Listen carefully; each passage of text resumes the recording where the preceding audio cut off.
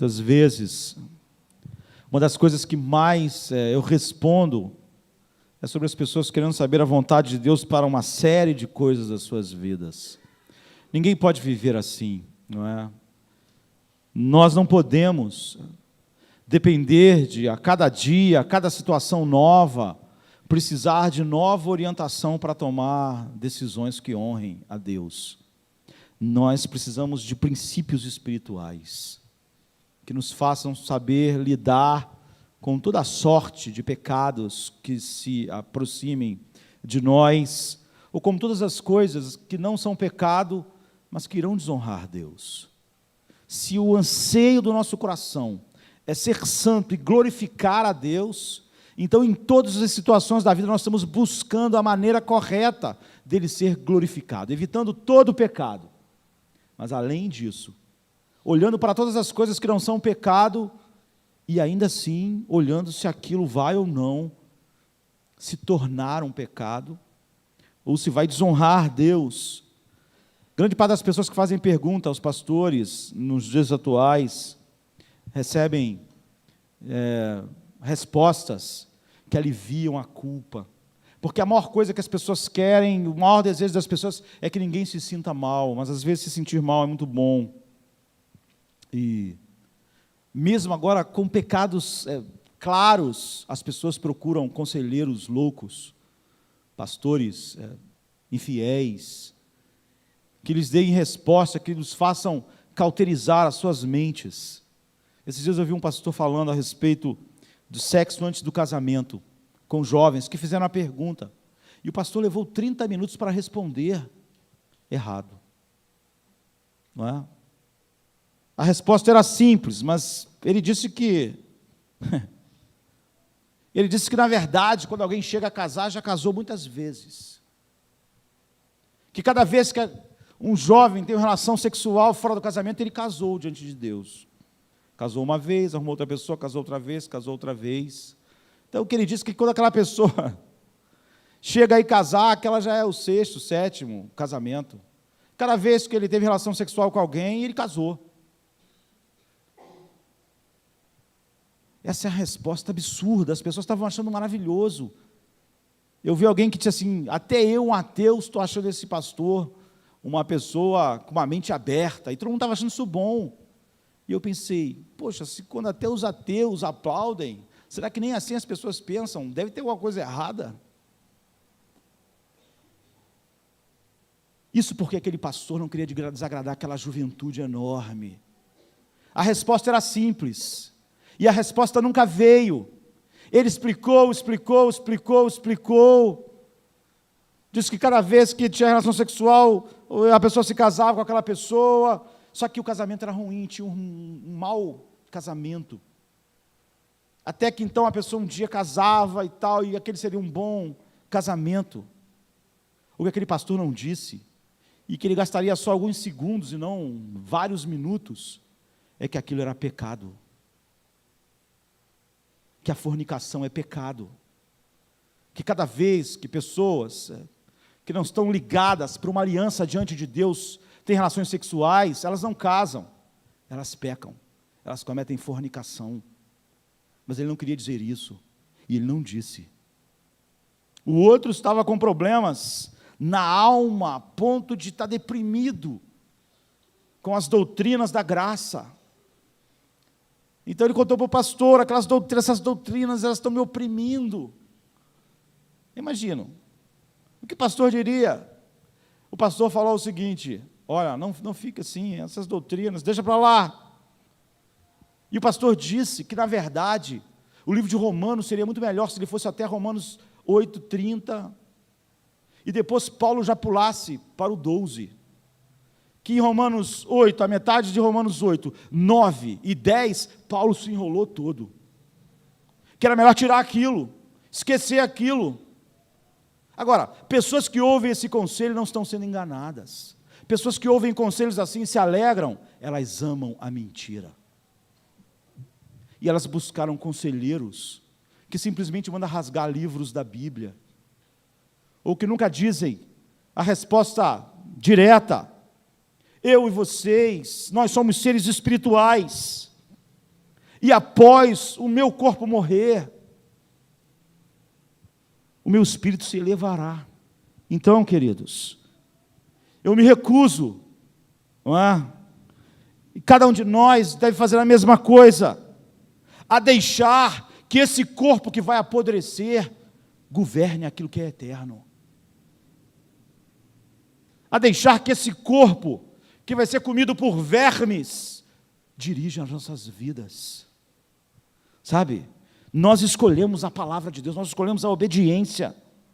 Nós amamos a obediência. A paixão dominadora das nossas vidas é a sã doutrina, é a fé em Cristo. Nós devemos querer ser influenciados só por Deus, ensinados só por Cristo. E quando nós percebermos que alguém que está falando não é Cristo nos ensinando, então nós devemos fugir. Como cristãos, nós precisamos saber tomar decisões. Nós não podemos, a cada decisão, ficarmos paralisados, ou então ter que consultar o pastor ou alguém com um estudo bíblico, para saber o que fazer. Há muitas decisões que nós devemos tomar, que nós não temos muitos minutos. Nós temos que tomar no dia a dia, é o que acontece.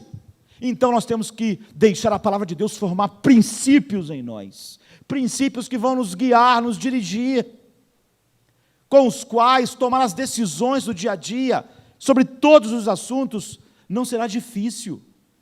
A escolha só é difícil porque nós não temos princípios. Mesmo aqueles que querem obedecer, não têm nenhum chão. Eles precisam ver um estudo a cada escolha. Então a palavra de Deus, ela vai formando em nós princípios claros, se é que nós queremos glorificar a Deus com a nossa vida para a obediência, para a vitória sobre todo o pecado, mas mais do que isso, como nós usamos a liberdade cristã. A liberdade que Deus nos deu, a liberdade que a graça traz. Então, o que eu faço é ser guiado por princípios. Cada um de nós deve ser guiado dessa forma. E nós queremos falar sobre alguns princípios hoje,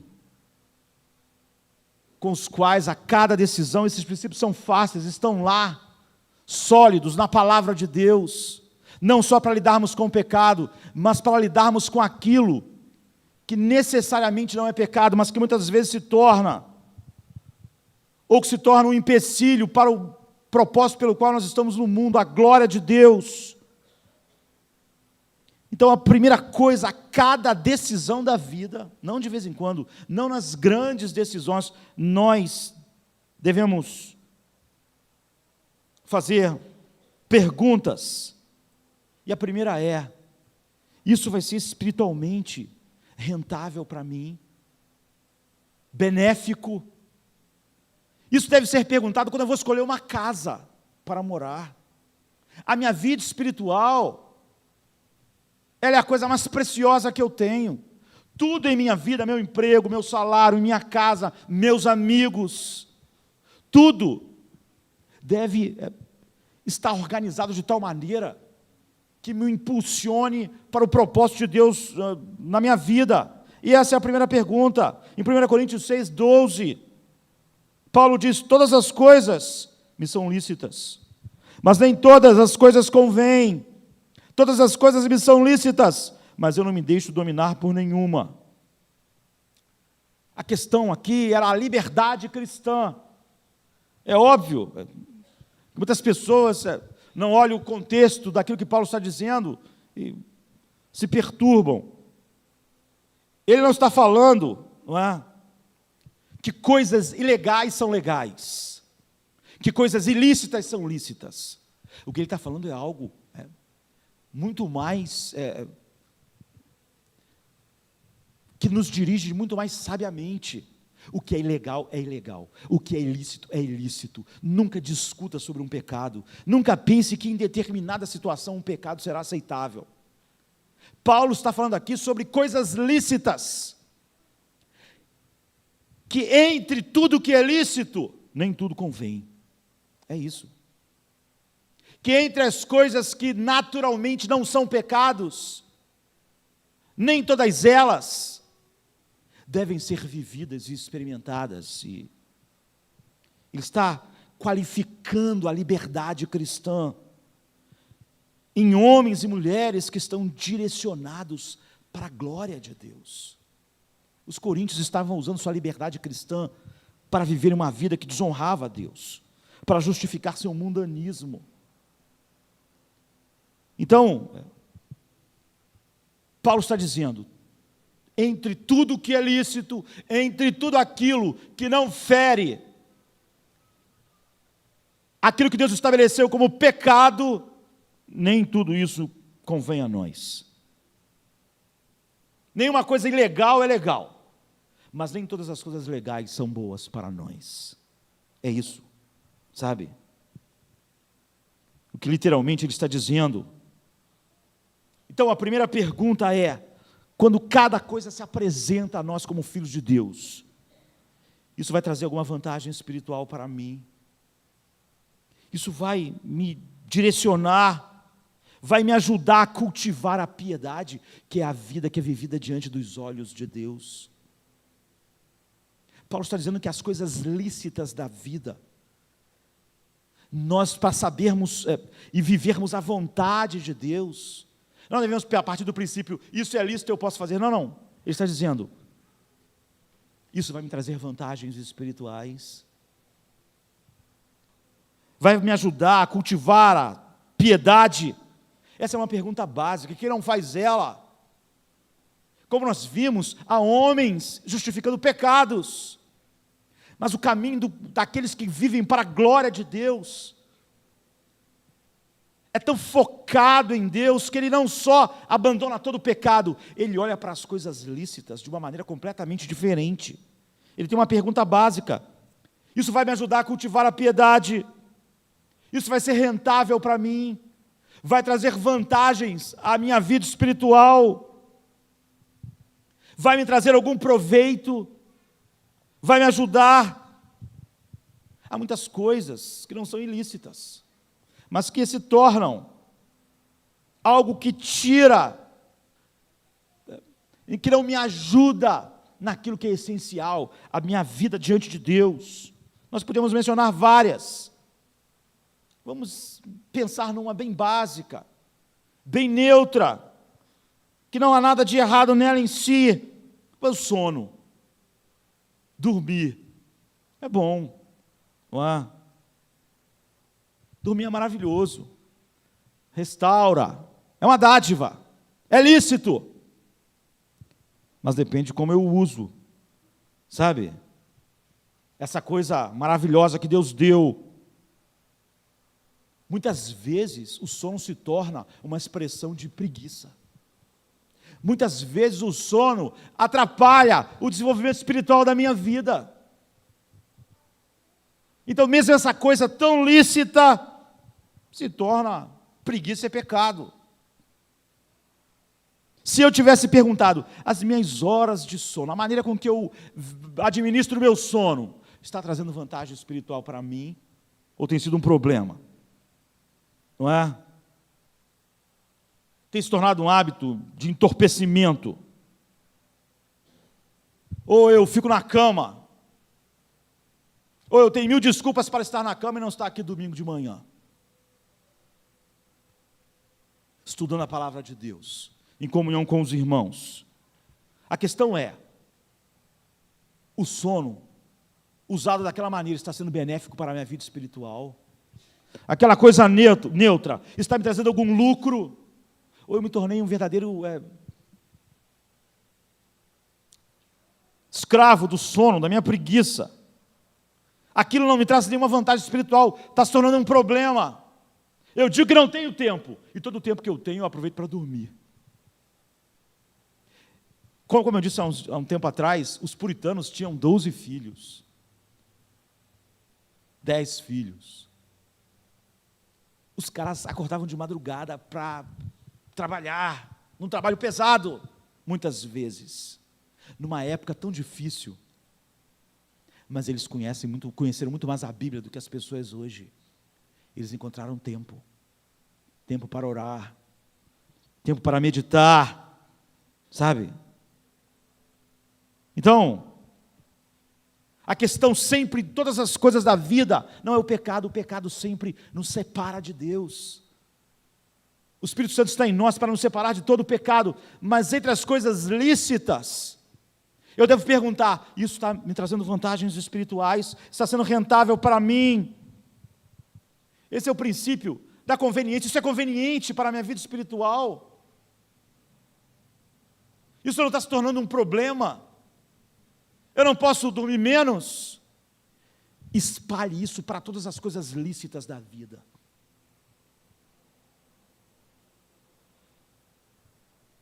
Pense em todas as coisas lícitas, assim. Muitas coisas boas se tornam um problema para as pessoas. E eu acho, não é? Muitas vezes, quando nós melhoramos de vida, nós criamos mais laços para nós. Há pessoas que é só ter um pouquinho mais de dinheiro, o cara começa a viajar. Então ele vai para a praia. Então ele vai passear. Então ele vai para a montanha. A cada feriado ele pensa, vou para a montanha, vou para a praia, vou para a caverna. Um grande pregador inglês disse que quando ele começou a pregar, isso acontecia. Todo mundo, todo final de semana, tinha uma coisa para fazer. Tinha dinheiro. E as pessoas diziam, isso não tem nada a ver. Ia para a praia errado? Não, não é errado. Subir a montanha errado? Não, não é errado. Mas elas não estavam lá. Não estavam com o corpo de Cristo cultuando a Deus, buscando a palavra de Deus, buscando crescer. Não era necessário, eles achavam. Então ele diz, eu só espero que essas pessoas sejam coerentes quando elas estiverem doentes, quando seus filhos estiverem morrendo, quando elas estiverem desempregadas, vão para a praia. Subam a montanha. Não corram para a igreja. Seja coerente. Eu só peço, ele dizia, Martin Lloyd Jones, que eles sejam coerentes. Não é a praia que refresca o coração e a alma? Está com um problema grave? Não ligue para o pastor. Pegue a estrada. Fica olhando o mar. Foi mandado embora? Praia. Está passando por aflição? Montanha. Seu marido não está bem? Mergulhe no lago. Seu filho está... Ande no Bom Dia em Pão de Açúcar. Seja coerente. Quando tudo está bem, você acha que aquilo é o que refresca a vida. Sem aquilo você não pode viver. Não corra para Deus só quando tudo está ruim. Portanto, tudo que é lícito, Paulo diz, vai me trazer vantagens espirituais. Eu viver e isso me dominar, esse é um princípio. É conveniente. A cada final de semana, eu só não saio porque antigamente eu não tinha dinheiro, agora eu tenho, posso ir, posso sair. Eu quero me divertir. Se divirta, seja coerente, diz ele. A sua vida espiritual está ameaçada por algo que era lícito, mas que você nunca fez a pergunta, está sendo rentável espiritualmente para mim? Eu estou me tornando uma pessoa mais... está me trazendo vantagens? Em segundo lugar, que é próximo dessa primeira ideia, isso me edifica. Isso edifica a minha vida, isso constrói. Não é só que isso não está sendo rentável, mas agora, de uma maneira positiva, isso me impulsiona na vida espiritual, sabe? Isso me aproxima daquilo que Deus quer para mim, é o que Paulo diz em 1 Coríntios 10, 23, todas as coisas me são lícitas, ou seja, tudo aquilo que é legal e não é pecado, tudo que é lícito, estão ali à minha disposição. Mas a primeira questão era, aquilo me ajudava, me trazia vantagens, mas a segunda coisa é, Paulo diz, todas as coisas me são lícitas, mas nem todas as coisas me convêm. Isso nós já vimos. Todas as coisas me são lícitas, mas nem todas as coisas edificam. Essas coisas não são erradas aqui, Mas você deve perguntar: isso me edifica? Edifica a minha vida? Isso me constrói? Isso me ajuda a estar firme no dia mau? No dia mau, eu vou lembrar do mar azul e vou ficar mais forte.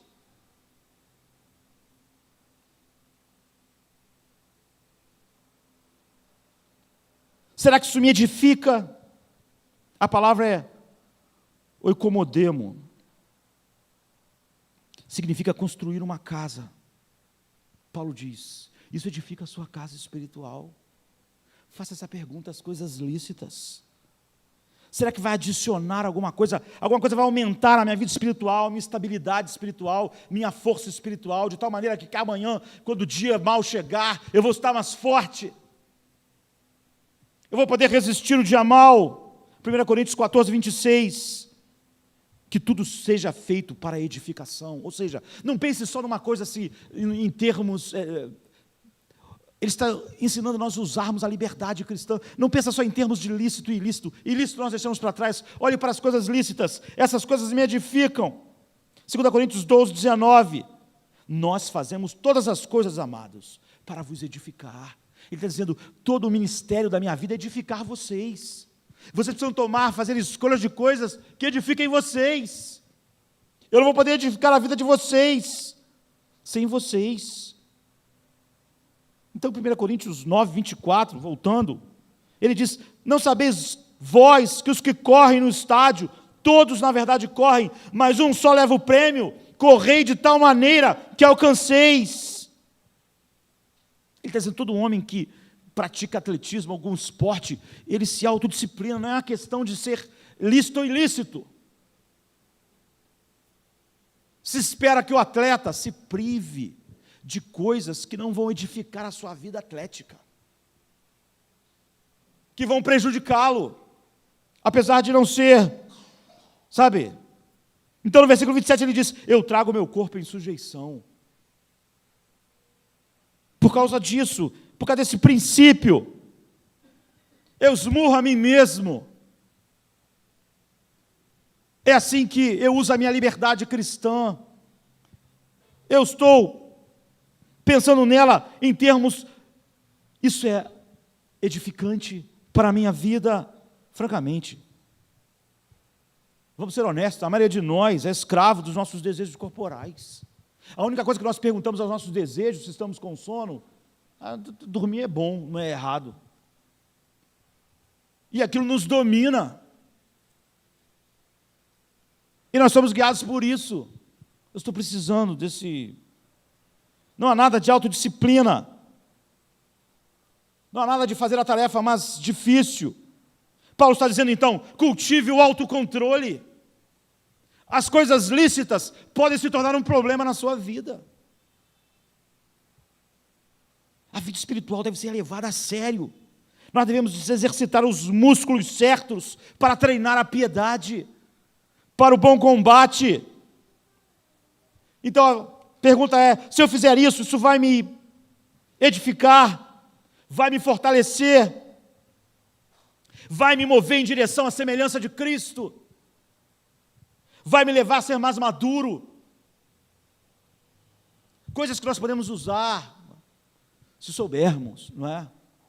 Mas se a minha vida é guiada assim, depois de 20 passeios, você ficou mais maduro espiritualmente?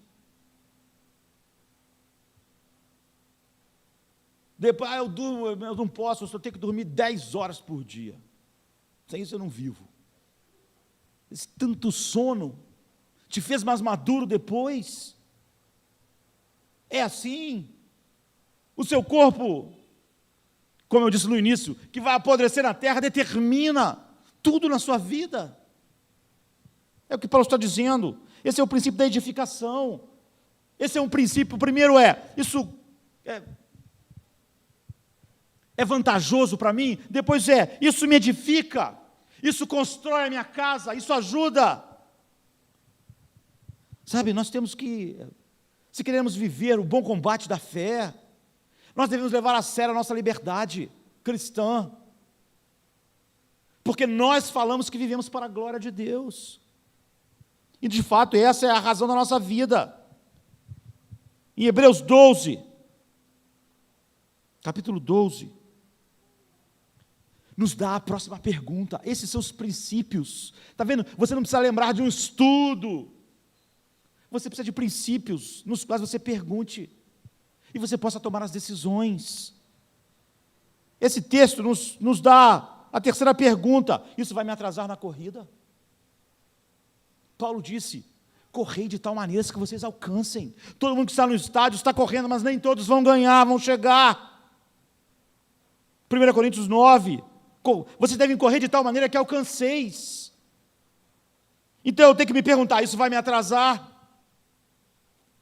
Vai me atrasar? O versículo 1 de Hebreus 12 fala sobre isso, sabe? Sobre a corrida da fé, que está proposto a nós. E o autor falou isso depois do capítulo 11. Por quê? Ele falou sobre homens que correram a corrida da fé. E ele diz, essas são testemunhas. Nós estamos rodeados de testemunhas.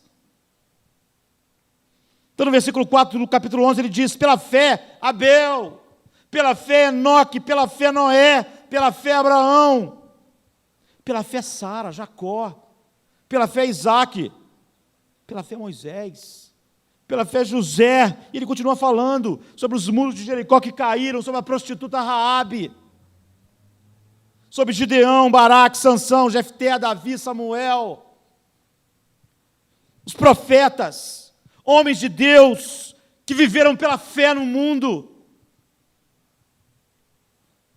dos quais viveram para a glória de Deus. Aí ele fala, com essa nuvem de testemunhas, nós vimos como eles viveram, pela fé, correram a corrida, já não estão mais aqui. Então ele começa o versículo 1 do capítulo 12, vamos deixar de lado todo o peso e o pecado que tão de perto nos rodeia e corramos com perseverança a carreira que nos está proposta. Olhando para Jesus, autor e consumador da nossa fé, que por causa da alegria que estava diante dele, suportou a cruz, desprezando a ignomínia, e agora está sentado à destra do trono de Deus. Primeiro ele diz, agora cercado por essa nuvem de testemunhas, homens de fé, nós que estamos agora na corrida da fé, a de Paulo já acabou, vamos olhar para eles, e vamos deixar de lado todo o peso e pecado, não só o pecado, mas todo o peso. Esse é o princípio que Paulo estava ensinando a nós, que nós temos aqui.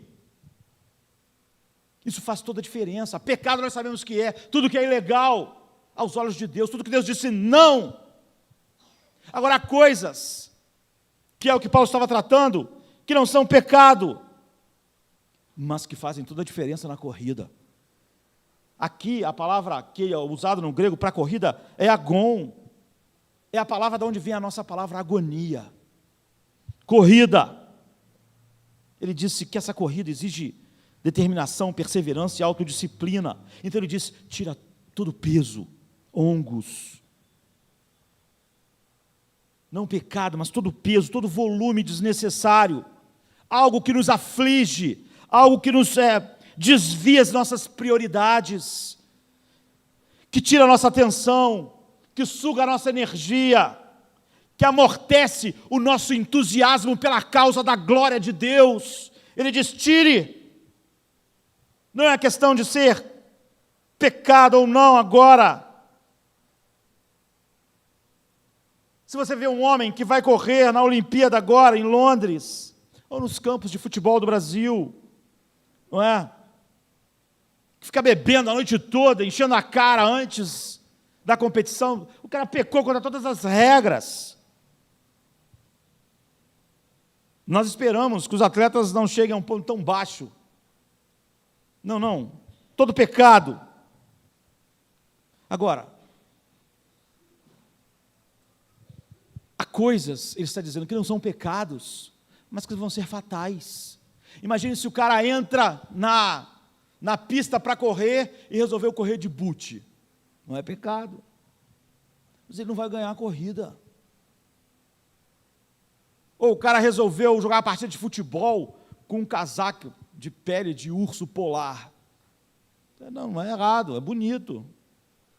O cara vai morrer desidratado. Não pode. Quem quer ganhar a corrida, quem quer ganhar tem que estar com as coisas adequadas, tem que tirar aquilo que não é adequado, ainda que não é errado, para você conseguir aquilo que Deus colocou para você. Isso não é pecado, mas é estúpido. Quem quer ganhar uma corrida não age assim. É por estupidez. É um volume desnecessário.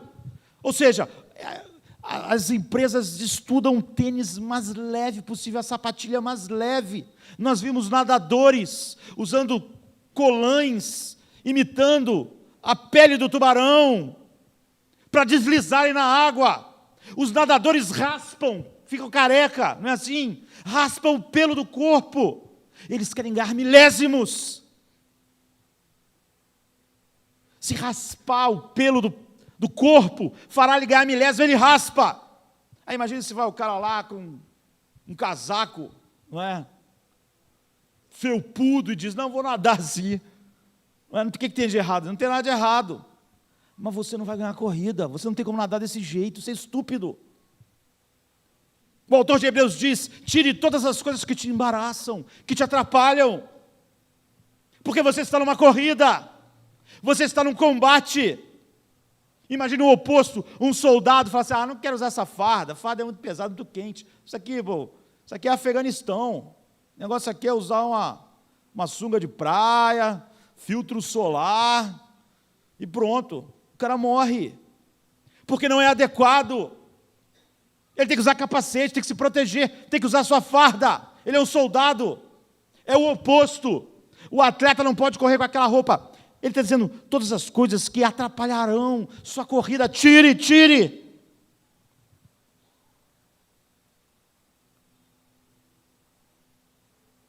Mire naquilo que Deus colocou diante de você. É isso que nós devemos pensar. Sabe? Nós podemos, há muitas coisas que não são erradas, mas tiram, e nos incapacitam de fazer aquilo que nós devemos fazer. Imagina se eu tenho que pregar, ou os professores têm que dar aula aqui no domingo de manhã, mas eles precisam de dormir sempre 4 horas da manhã. Então eles vêm falar sobre a palavra de Deus, estão morrendo de sono. Paulo disse, é estúpido. Você tem um chamado. O sábado à noite faz parte da sua vida espiritual. Você pensa nela, você pensa no seu chamado, no seu ministério, na sua vida. Todas as coisas têm que cooperar para o meu chamado, para a minha corrida. É o que ele está dizendo. Se eu tenho que pregar e deixo para meditar, faltando nos momentos que eu estou morrendo de sono, eu não posso. É estúpido. Não está me ajudando na minha corrida, no meu chamado, no meu ministério. Porque isso vai incapacitar naquilo que eu tenho que fazer aqui agora, à noite. Tudo tem que estar focado em torno daquilo pelo qual Deus nos chamou a viver.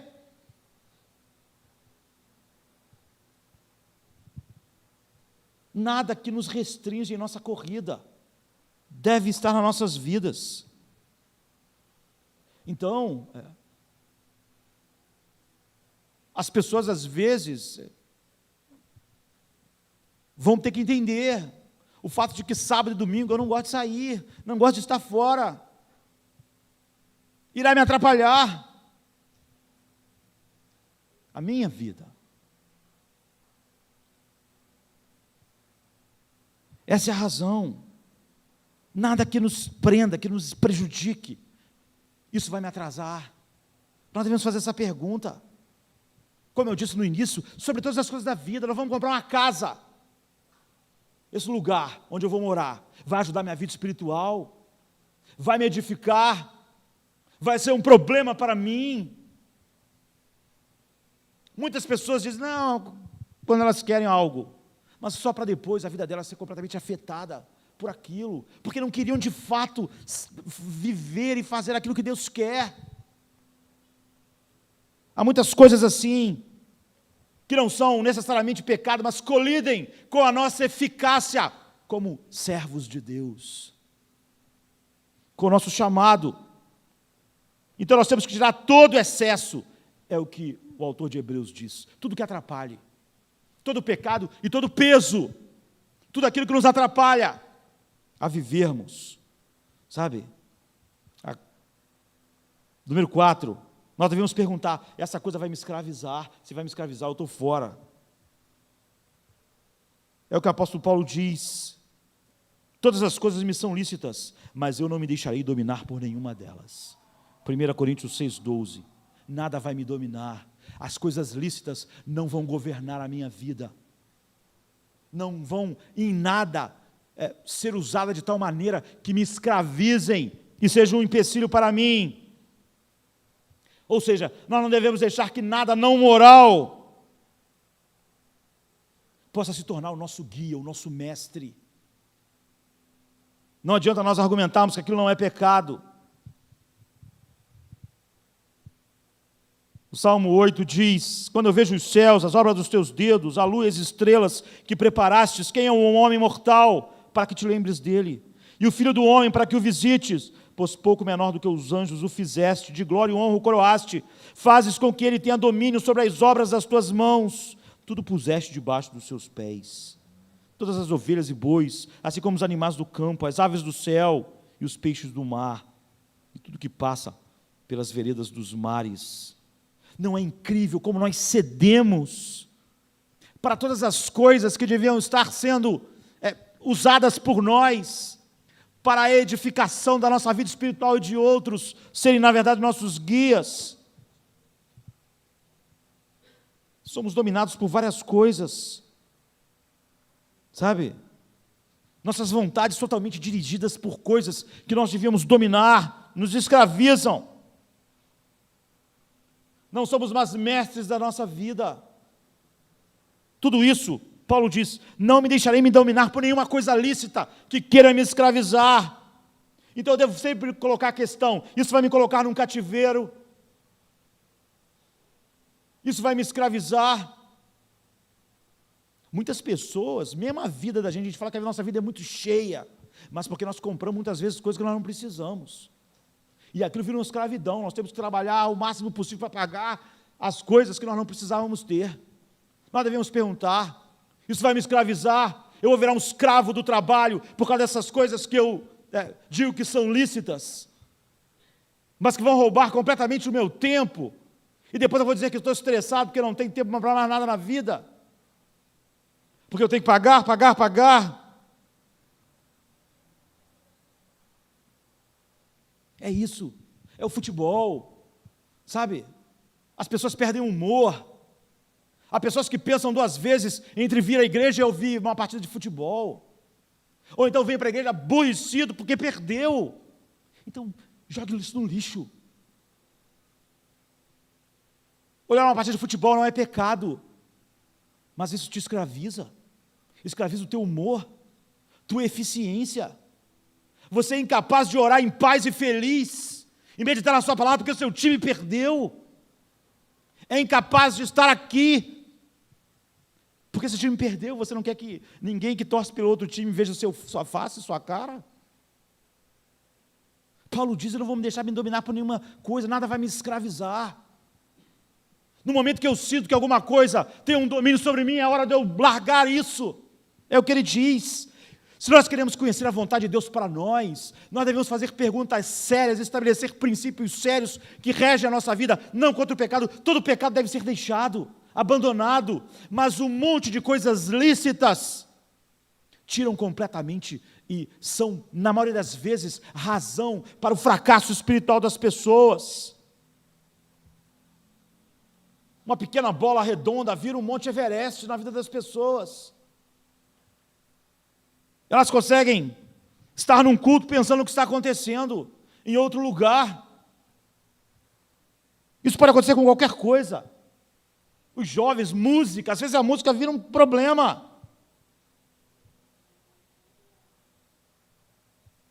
Que domina as pessoas. A televisão, qualquer coisa. Esse é o princípio da escravidão. Nada pode me escravidar. Por quê? Por causa de todos os outros princípios. Eu não posso ter pesos que me atrapalhem na minha vida com Deus, na edificação da minha vida espiritual. Esse é o princípio da escravidão. Paulo diz, muitas coisas são lícitas, mas eu não vou deixar me escravizar por nenhuma delas. Elas não me guiam, não guiam meus humores, minha mente, meus desejos. E o número 5, eu acho que é uma das mais importantes, porque eu vejo muitas pessoas, principalmente na internet, discutindo sobre a liberdade cristã, mas elas não estão pensando em como ser mais santas quando falam sobre isso. Um assunto só é tratado de maneira correta diante de Deus, se quando eu trato, eu estou pensando qual é a melhor maneira de viver para a glória de Deus, mas não é o que acontece. Muitas das vezes, a discussão é só para, de uma maneira hipócrita, nós encobrirmos nosso pecado, sabe, cobrir o nosso pecado, debaixo da capa da liberdade que nós temos em Cristo. As pessoas dizem que estão lutando pela liberdade, mas não estão. Elas estão lutando para realmente favorecer o propósito mau do seu coração, o seu desejo de ser igual ao mundo. Não é um zelo pela verdade. 1 Pedro 2,16 fala sobre pessoas assim, pessoas que dizem, poxa, pastor, eu sou livre, em Cristo eu sou livre para aproveitar isso, sou livre para desfrutar disso, isso tudo é a graça comum. Mas essa questão, na maioria das vezes, está encobrindo a luxúria, os desejos, as coisas sem as quais aquelas pessoas não podem viver. Eu sou livre para fazer isso, eu sou livre para ir ali ou ir lá, desfrutar disso ou daquilo. Mas o meu propósito é ir lá, é ter o desejo mau do meu coração satisfeito. Eu falo da liberdade como um manto para o mal que está em mim. Não é porque eu estou pensando na santidade, em como ser mais como Cristo. Então Pedro diz, isso sempre existiu, sempre houve pessoas assim. Então ele diz, não usem a liberdade como uma capa para encobrir o seu mal. Não fale da liberdade cristã quando o que você quer, na verdade, é ser como o mundo é. Você não está sendo zeloso pela verdade. Você está usando a liberdade cristã como uma capa para o seu coração que ama o mundo. Em outra versão, Pedro diz, vivam como pessoas livres, mas não usem a liberdade como desculpa para fazer o mal. Vivam como escravos de Cristo. Essa é a nossa liberdade. Não use a liberdade para fazer o mal. Vivam como servos de Deus. Não use a liberdade como um véu da sua má intenção. Seja honesto com você mesmo. É o que Paulo e Pedro estão dizendo. Pergunte ao seu coração. Quando eu falo sobre isso, é porque eu estou achando que isso vai edificar mais a minha vida, me fazer mais santo, mais parecido com Cristo. Eu estou fazendo uma defesa do Evangelho. Isso é realmente algo que me beneficia espiritualmente, é para o meu lucro espiritual. Isso é algo que me constrói, ou isso é um peso inútil na minha corrida, ou isso é algo que vai me levar para a escravidão. Ou eu estou realmente usando isso como uma coberta para o meu desejo mau. Alguém pode dizer, olha, dançar não é errado. Não é. Davi dançou, é verdade. Mas não como a maioria dos brasileiros dançam. Muitas pessoas perguntam para mim, é errado dançar? A vontade de responder é, pergunte a si mesmo. Por que você está fazendo essa pergunta? Não é? Você está defendendo a dança porque você acha que isso realmente pode te edificar? Ou simplesmente porque você quer ser um dançarino, né? No meio da noite? Você quer ir para a boate dançar? Não seja hipócrita. Não finja que está defendendo a liberdade cristã. Isso não será um volume na sua vida. Você quer realmente estar naquele ambiente? Tu realmente tem prazer no que aquelas pessoas têm? Todo o teu discurso sobre a dança não é para dançar na sua casa, não é? Você quer estar onde você quer estar. E toda a sua desculpa, todo o seu discurso é só uma capa. Você diz que fazer isso em nome da liberdade, mas o que está te motivando é uma capa para o seu mal. Você não está defendendo a dança, você está defendendo o seu mundanismo. Você está defendendo o seu desejo lascivo. Essa é a verdade. Nosso tempo está acabando, eu estou avisando, né? Então, Gálatas é a carta da liberdade. É a carta da liberdade contra todo legalismo. Mas Paulo diz assim em Gálatas 5:13, irmãos, vocês foram chamados para a liberdade. Eles estavam tendo lá que alguém falou que eles tinham que se circuncidar, tinham que cumprir as leis cerimoniais. Paulo diz, não, vocês foram chamados para a liberdade, mas não usem a liberdade para dar ocasião à carne. Porque ele percebeu que muitas pessoas falavam de liberdade, mas o desejo delas era dar ocasião para a carne. Então, na carta da liberdade, eles dizem, irmãos, vocês foram chamados para a liberdade, mas não usem. Sempre que vocês usarem a liberdade para dar ocasião à carne, vocês estão usando a liberdade como uma capa para encobrir o seu mal, sua concupiscência, sua lascívia. Então você tem que guardar isso, esse é o princípio do qual nós temos que ficar. Sempre que você for fazer uma escolha, pense, eu estou hipocritamente defendendo um desejo mau no meu coração, com todo esse papo sobre liberdade.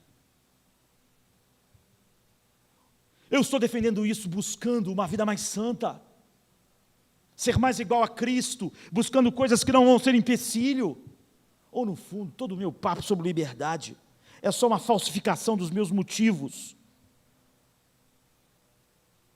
Eu falo que eu sou livre para fazer,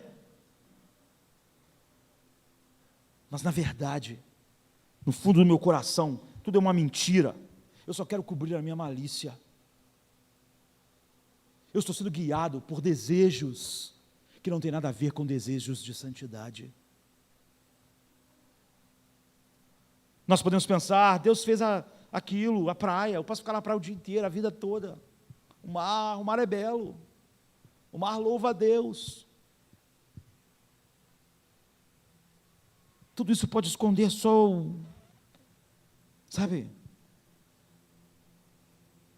o desejo do meu coração, e de alguém que é simplesmente guiado por esse corpo, por as coisas desta vida.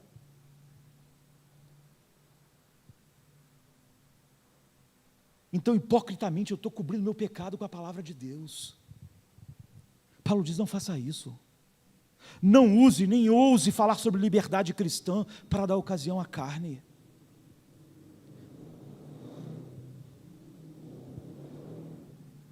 Outra coisa que nós temos que pensar é se aquilo que nós vamos fazer viola o senhorio de Cristo em nossas vidas.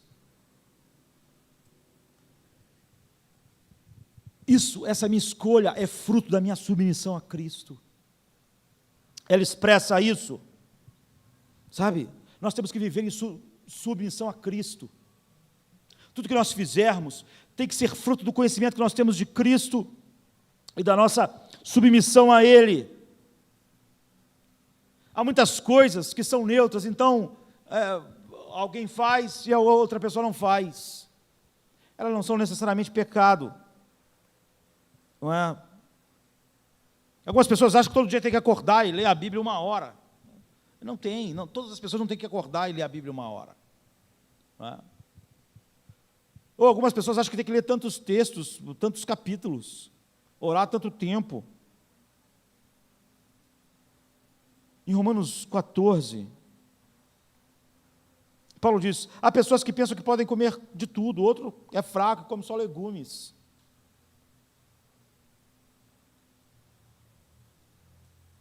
Depois ele continua assim, aceitem o que é fraco na fé, sem discutir assuntos controvertidos e sem importância. Um crê que pode comer de tudo, já outro, cuja fé é fraca, come apenas alimentos vegetais. Aquele que come de tudo não deve desprezar o que não come. E aquele que não come de tudo não deve condenar aquele que come, pois Deus o aceitou. Quem é você então para julgar o servo alheio? É para o seu Senhor que ele está de pé ou cai. Ou seja, ele vive para estar debaixo do senhorio de Cristo e ficará de pé, pois o Senhor é capaz de sustentar. Há quem considere um dia mais sagrado que o outro. Há quem considere iguais todos os dias. Cada um deve estar plenamente convicto em sua própria mente. Ou seja, tudo que nós fazemos nessa área deve ser fruto de uma convicção de que aquilo é o que Cristo está debaixo do senhorio de Cristo. Aquele que considera um dia como especial para o Senhor, assim o faz. Aquele que come carne, come para o Senhor. Você vê, a liberdade, mesmo do que come carne, não é algo simplesmente porque isso me agrada, eu gosto de bife. Não, não é isso.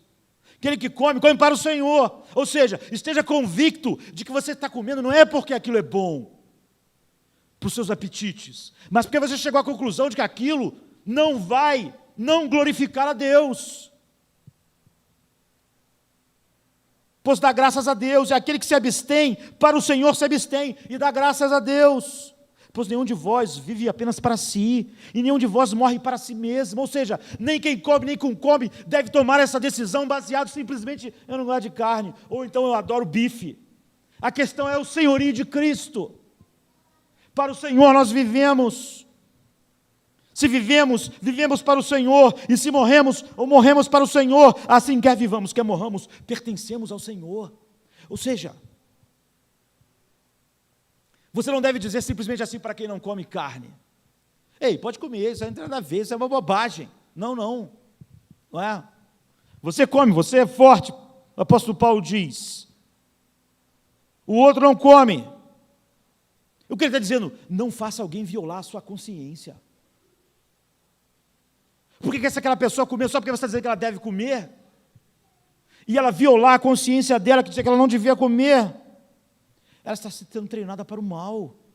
A pior coisa que um ser humano faz é cauterizar a sua consciência. Acostumar a ir contra a consciência é terrível. O que o homem tem que fazer é se encher do conhecimento de Cristo, para que a sua consciência seja alimentada corretamente, e aí sim, ele não sinta a culpa em comer a carne. Então ele vai comer para o Senhor. Se ele não fizer assim, ele está fazendo algo que é ruim, que não vai edificar a sua vida. Paulo diz: não faça isso. Você tem que comer a carne quando você, num conhecimento, chegar à conclusão: eu faço isso porque é algo que o Senhor iria querer que eu fizesse. Essa é a razão. Não adianta você ir contra a sua consciência. Paulo diz: ir contra a consciência é errado. Porque você está cauterizando a sua consciência. Você vai acostumar a não ouvi-la. E esse é um caminho para o mal. Para viver uma vida que desonra a Deus, estando cauterizado como o mundo. A consciência é apenas o volante, o motor é a mente. Alimente a mente, alimente a mente.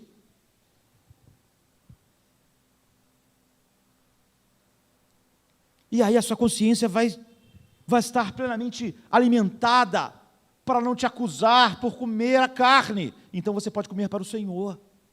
Antes não.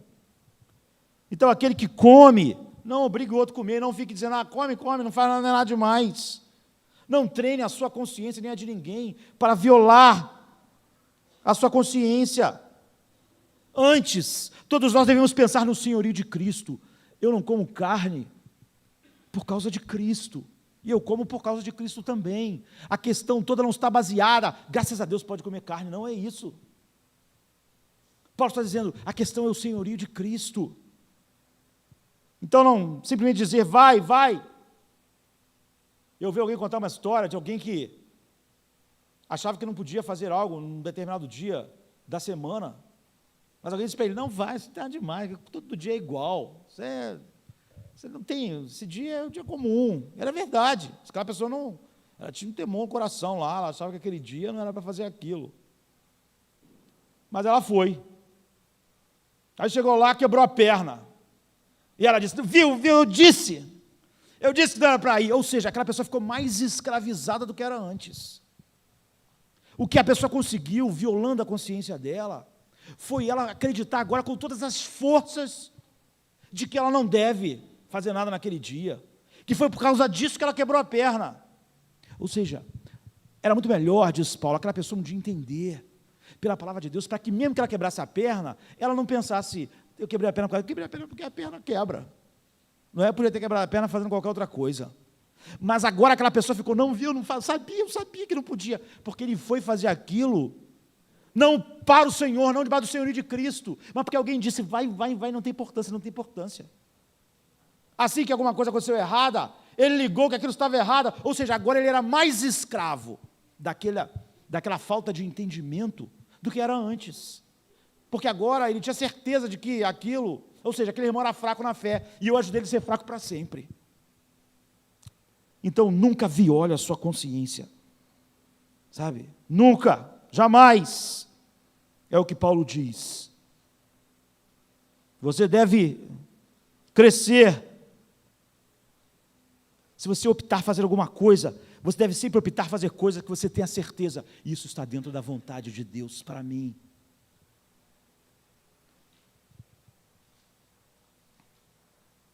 Outra coisa que o apóstolo Paulo coloca para nós, isso que eu vou fazer, que não é ilícito, vai ser um bom exemplo para outros cristãos. Ele diz em Romanos 14, 7 e 8, pois nenhum de vós vive para si mesmo. A questão da liberdade cristã não é eu pensar, eu gosto de fazer, eu quero fazer, não é errado, vou fazer. Paulo diz, ninguém vive para si mesmo. Espere, você faz parte do corpo de Cristo. A sua liberdade cristã não é para você. Então ele diz, pois nenhum de nós vive para si mesmo, e nenhum de nós morre para si mesmo. Se vivemos, vivemos para o Senhor, e se morremos, morremos para o Senhor. O que Paulo está dizendo é que eu devo perguntar, isso vai ajudar outros cristãos pelo meu exemplo? Nós devemos governar nossas vidas de tal maneira que nós pensemos na edificação das outras pessoas, sabe? Então ele diz, cuidado para que ao exercer a sua liberdade, você não se torne uma pedra de tropeço para os que são fracos, em 1 Coríntios 8, 9, por pensar só em você, só na sua liberdade. Ele diz, alguém vai te ver no templo de ídolos, e ele que é fraco, vai ser encorajado a participar daquelas comidas oferecidas aos ídolos, e ele vai violar a sua consciência por causa de você. A consciência dele é fraca, então você pecou contra ele, porque por causa de você, ele viu você lá no templo dos ídolos comendo aquela comida. Paulo diz aos Coríntios, por causa de você, ele comeu, mas agora ele está em casa, desesperado, porque ele comeu aquilo. Você não vive para você mesmo. Então Paulo diz, pois se alguém, em 1 Coríntios 8, 10, 13, pois se alguém que tem a consciência fraca, vir você que tem este conhecimento, comer num templo de ídolos, não será ele induzido a comer o que foi sacrificado a ídolos? Assim, esse irmão mais fraco, porque em Cristo morreu, é destruído por causa do conhecimento que você tem. Você conhece, você sabe isso aqui não faz mal, isso foi feito, isso deu Exu, e daí a farofa. Vou comer.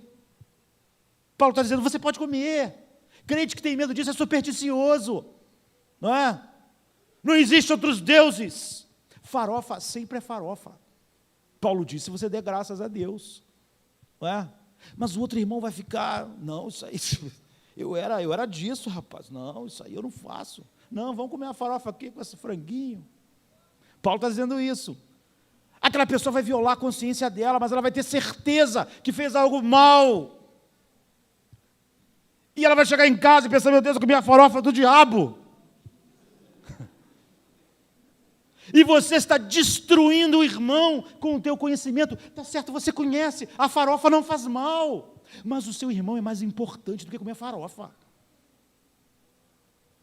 Então ele diz, assim, esse irmão fraco, porque em Cristo morreu, é destruído por causa do conhecimento que você tem. Quando você peca contra os seus irmãos dessa maneira, ferindo a consciência fraca deles, você peca contra Cristo.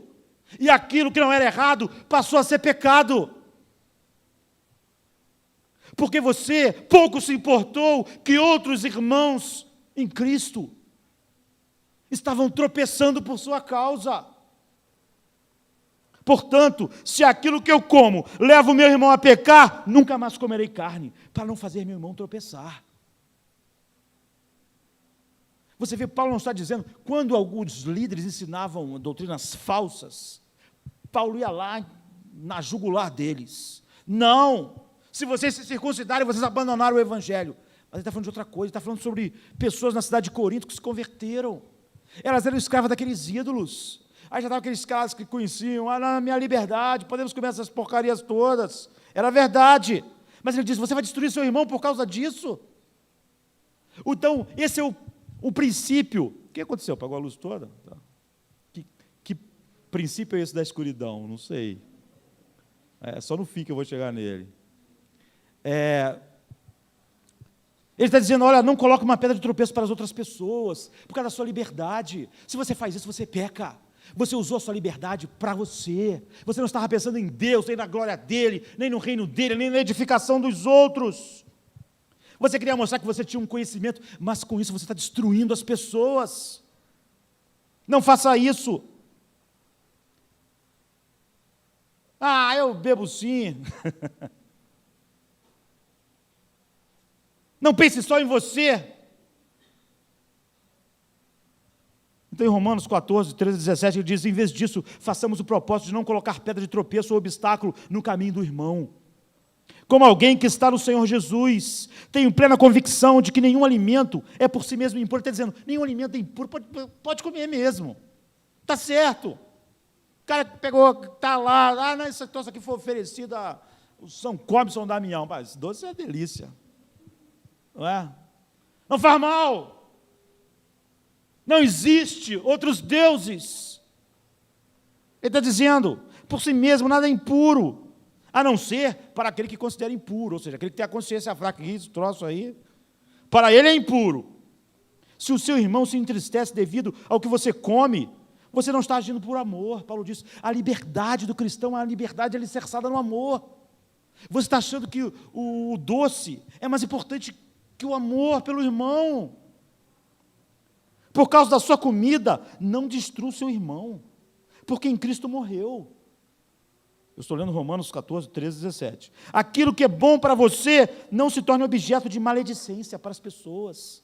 Está todo mundo, porque você falou, não é nada demais. Não era, mas você está trazendo mal. Aí é nesse contexto que ele diz, porque o reino de Deus não é comida nem bebida, mas justiça, paz e alegria no Espírito Santo. Amém, queridos? Sua defesa dessas coisas, você tornou a comida e a bebida a coisa mais importante, mas não, o reino de Deus não é isso. Você poderia comer, mas você não come. Ou seja, a liberdade cristã, nós abandonamos o pecado, mas para vivermos para Deus, nós temos que fazer sempre essas perguntas. Isso que eu faço vai edificar o meu irmão? Vai ajudá-lo, sabe? E vai ajudar os outros irmãos pelo seu exemplo. Nosso tempo acabou, não é? Mas a outra questão era, vai levar a outras pessoas a Cristo? Aquilo que eu faço vai ajudar as pessoas a conhecerem quem Cristo é, sua santidade. Gente, isso é importante. Será que o mundo vai ver a diferença na minha vida? Será que o mundo está vendo toda a diferença que Cristo faz? Toda a mudança radical no coração, na mente? Será que ele está vendo que os valores que me dirigem nem um pouco se parecem com o dele? É luz e trevas?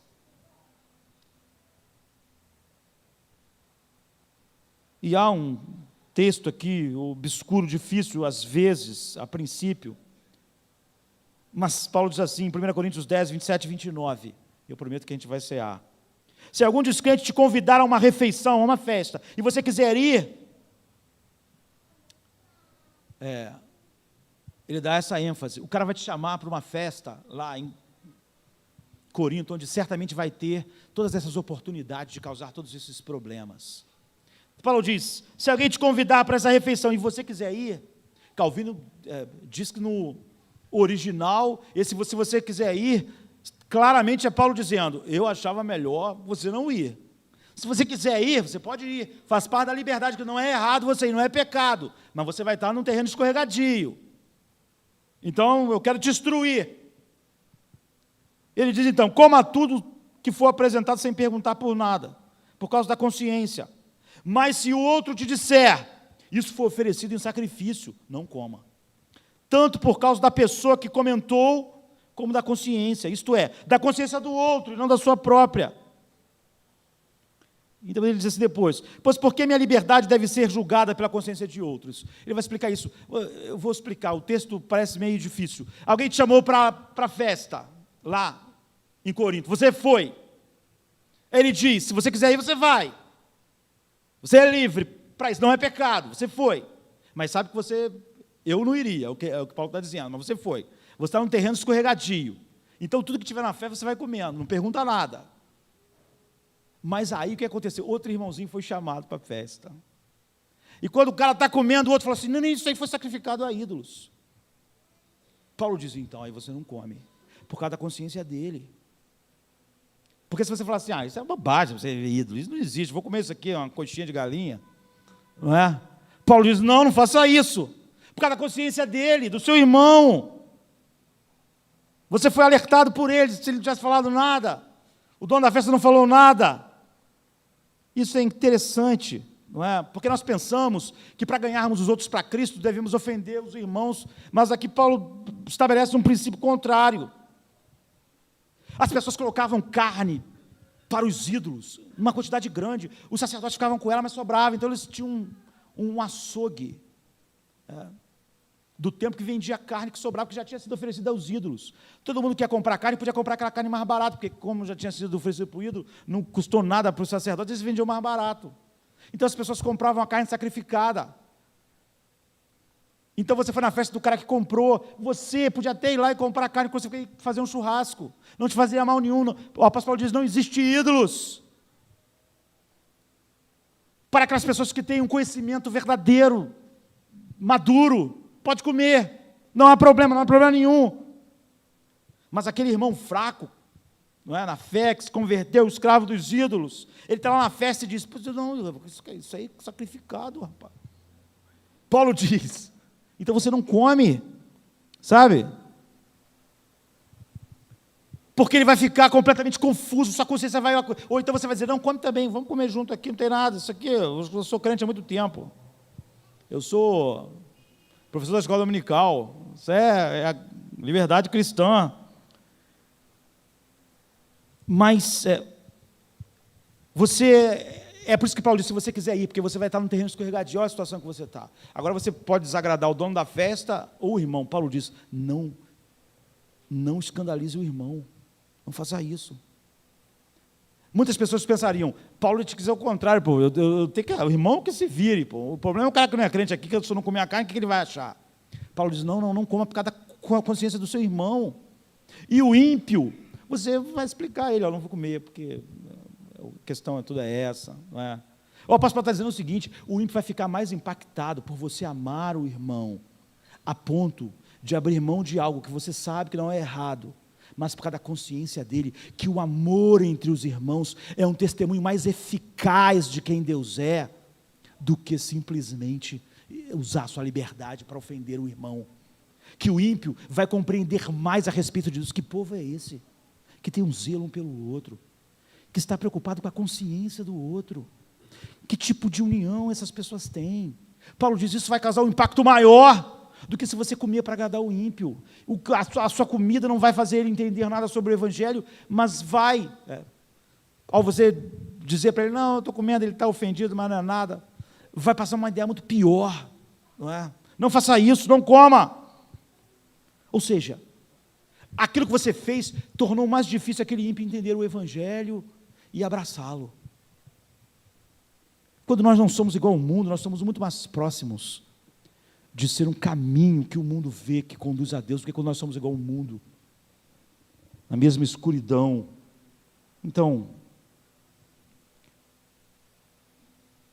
entre ofender aquele que você disse que foi à festa só para tentar evangelizá-lo, mas entre ofender a consciência do irmão em Cristo, mais fraco, ele diz, não ofenda a consciência dele, sabe?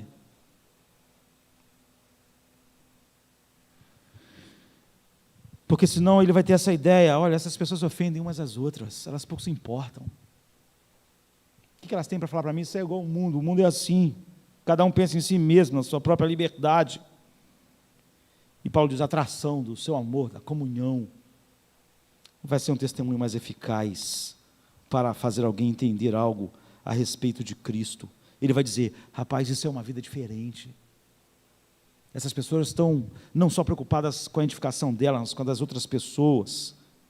Então ele diz, pois nenhum de vós vive apenas para si, e nenhum de vós morre apenas para si. Se vivemos, vivemos para o Senhor. E se morremos, ou morremos para o Senhor, assim quer vivamos, quer morramos, pertencemos ao Senhor. É isso. Há mais alguns princípios, mas o que é importante nós entendermos é que a nossa vida deve estar voltada para a glória de Deus, de tal maneira que nós devemos perguntar, fazer essas perguntas, ter esses princípios que tornam fáceis as nossas decisões para honrar a Deus. A pergunta final é, isso glorifica a Deus? Sabe? Será que isso glorifica a Deus? Vai dar glória a Ele? Então Paulo, quando está falando disso, portanto, quer comais, quer bebais, é o que ele está falando, um come carne, outro não come carne, quer comais, quer bebais, façam tudo para a glória de Deus. Pensem antes, vai dar glória a Deus eu comer? Não vai, eu não vou comer. A questão não é se eu posso, mas isso, dessa maneira, nessa situação, não vai glorificar a Deus. Quer comais, quer bebais, façam tudo para a glória de Deus. Esse é o princípio da exaltação a Deus. Assim, quer vocês comam, bebam, ou façam qualquer outra coisa, façam tudo para a glória de Deus. Não se torne motivo de tropeço para ninguém. Pense, vai trazer glória a Deus, vai trazer glória a Deus. Então, essa é a questão, vai exaltar Deus, vai honrá-lo. Então, nós devemos fazer essas perguntas. Isso me edifica, isso me ajuda na minha corrida em direção ao alvo, isso me escraviza, isso simplesmente é um argumento para encobrir o meu pecado, uma capa de liberdade para encobrir o meu pecado, isso é útil para os outros, isso vai levar outras pessoas a Cristo, isso vai fazer eu ser como Cristo, ou seja, Cristo faria isso, e isso vai glorificar a Deus. Como eu disse, nós somos homens, seres espirituais, em corpos, que vão morrer e vão apodrecer. O que vai apodrecer não pode dirigir aquilo que é eterno. Nós queremos ser guiados só por Deus, para a glória de Deus, para a edificação da igreja e para a minha edificação. Então eu vejo o pecado e a liberdade cristã dessa forma geral, nesse contexto geral da glória de Deus. Vamos ficar de pé.